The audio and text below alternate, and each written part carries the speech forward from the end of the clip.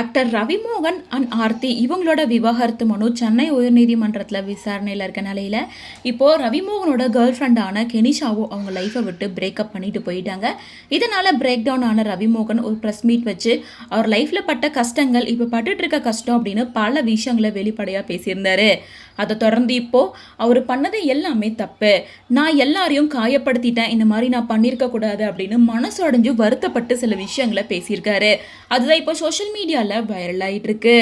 Actor Ravi Mohan வீட்டில் ரீசெண்டாக பணம் நகை திருடு போயிருந்ததா கம்ப்ளைண்ட் பண்ணியிருந்தாரு. அதன் அடிப்படையில் அவங்க வீட்டில் வேலை செய்கிறவங்க மேலே தான் சந்தேகமாக இருக்குது அப்படின்னு சொல்லியிருந்தாரு. அதை தொடர்ந்து இதை விசாரித்த போலீஸார் அவங்க வீட்டில் வேலை செய்கிற ராஜேஷ் அப்படின்றவர் தான் திருடி இருக்கார் அப்படின்றத கண்டுபிடிச்சு அவர்கிட்ட இருந்து பாதி அமௌண்ட்டை மீட்டு கொடுத்துருக்காரு.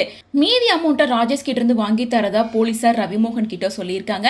ஸோ இப்படிப்பட்ட சூழ்நிலையில தான் ரீசெண்டாக நடந்த ஒரு அவார்ட் ஃபங்க்ஷன்ல தனக்கு ஏற்பட்ட விஷயம், அவர் பண்ண தப்பு உள்ளிட்ட பல விஷயங்களை வெளிப்படையா பேசியிருக்காரு. அதாவது ரவிமோகன் பேச ஸ்டார்ட் பண்ணும்போது என்ன சொல்லியிருக்காருன்னா, நான் பிரதீப் ரங்கநாதன் கிட்ட ஒரு ரெக்வஸ்ட்டை வைக்கிறேன், என்னோட டைரக்ஷனில் வர அடுத்த படத்தில் நீங்கள் தான் ஹீரோவாக நடிக்கணும் அப்படின்னு கேட்டுக்கிட்டு இருக்காரு. இதுக்கு ரிப்ளை பண்ண பிரதீப்பும் கண்டிப்பாக உங்கள் கூட சேர்ந்து நடிக்கிறேன், ஆனால் இப்போ நான் கமிட் பண்ணியிருக்க எல்லா படத்தையும் முடிச்சுட்டு கண்டிப்பாக உங்களோட படத்தில் நடிப்பேன்னு சொல்லியிருந்தாரு. இதை தொடர்ந்து ரொம்ப எமோஷ்னலாக பேசின ரவிமோகன் என்ன சொல்லியிருக்காருன்னா, நான் வாழ்க்கையில் பெரிய தப்பு பண்ணிட்டேன், ஒரு ப்ரெஸ் மீட் வச்சு அழுது அந்த மாதிரிலாம் நான் பேசியிருக்க கூடாது, அது உங்கள் எல்லாரையும் காயப்படுத்தியிருக்கும், கஷ்டத்தை கொடுத்துருக்கோம்.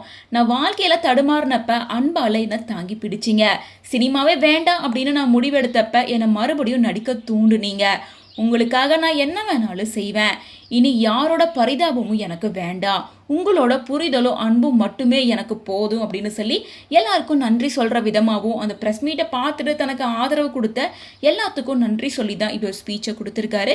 ஸோ இதில் யாரோட பரிதாபமும் வேண்டாம், உங்களோட அன்பு மட்டும் போதும் அப்படின்னு சொல்லும்போது இனிமேல் பிரேக்கப் பண்ண கெனிஷாவை திரும்ப லைஃப்பில் கூப்பிடவே மாட்டாங்க அப்படின்னும், ஆர்த்தி ரவியோட ரிலேஷன்ஷிப்பும் வேணாம் அப்படின்னு பிரேக் பண்ணுறதா ஏற்கனவே முடிவு பண்ணியிருந்த நிலையில் இப்போ சினிமா மட்டுமே அவரோட அடுத்த டார்கெட் அப்படிங்கிற மாதிரி தான் அவர் ஸ்பீச் இருக்குது அப்படின்னு பலருமே அவருக்கு வாழ்த்துக்கள் சொல்லிட்டு இருக்காங்க.